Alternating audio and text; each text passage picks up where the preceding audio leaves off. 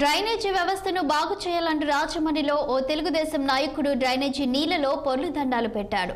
Drainage వ్యవస్థ సరిగ్గా లేకపోవడంతో వీధి మొత్తం మురికి నీరు పెరిగిపోయిందని ఆవేదన వ్యక్తం చేశాడు.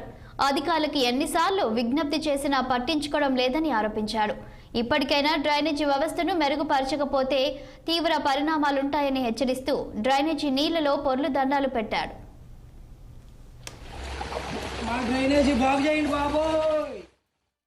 డ్రైనేజీ వ్యవస్థ ఎంత దారుణంగా ఉందో చూడండి.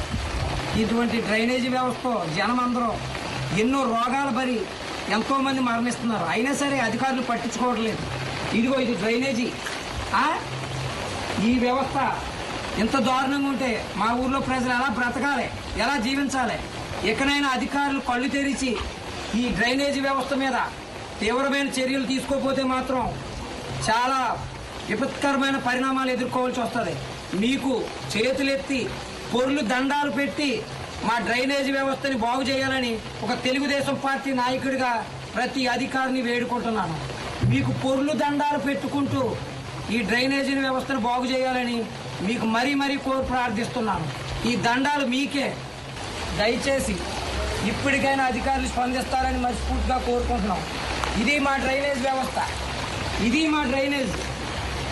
దయచేసి అధికారులు స్పందిస్తారని కోరుకుంటున్నాను.